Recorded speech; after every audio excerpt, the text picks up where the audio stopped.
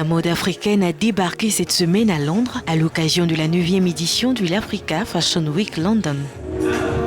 Un événement qui figure en tête du calendrier londonien et constitue une plateforme vitale pour les jeunes et futurs designers africains souhaitant se faire connaître sur la scène internationale. Sur un podium d'une multitude de stylistes et créateurs de marques, les Sud-Africains ont pris le devant de la scène, ouvrant le défilé avec un tour éblouissant de chaussures et de montres en perles. Lunga Thuli a été en première ligne de ce show vendredi dernier, en passant du garde-voiture en Afrique du Sud à créateur de marques prisées.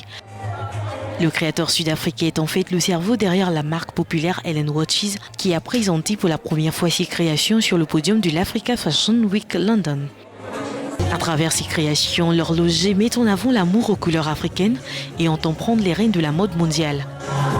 Ces montres coûtent entre 60 et 75 $ américains en fonction de la taille et du style et peuvent être fabriquées sur commande.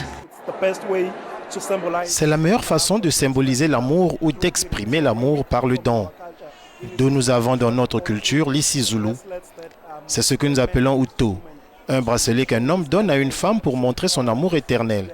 Grâce à nos montres, nous sommes capables de parler ou de communiquer un message. Nous voulons dominer l'Afrique. Nous voulons raconter les histoires africaines. Nous voulons raconter l'histoire de l'humanité.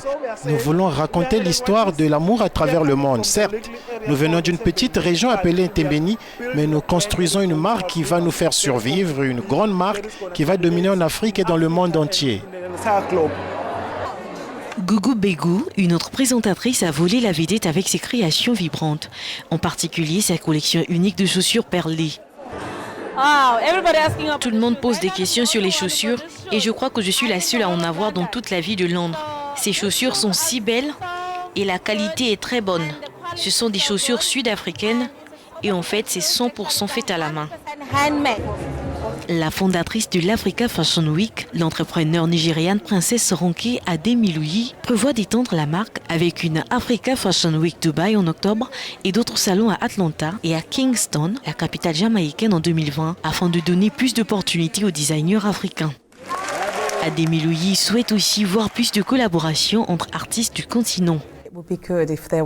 Il serait bon s'il y avait une collaboration panafricaine entre différents pays africains qui se réunissent.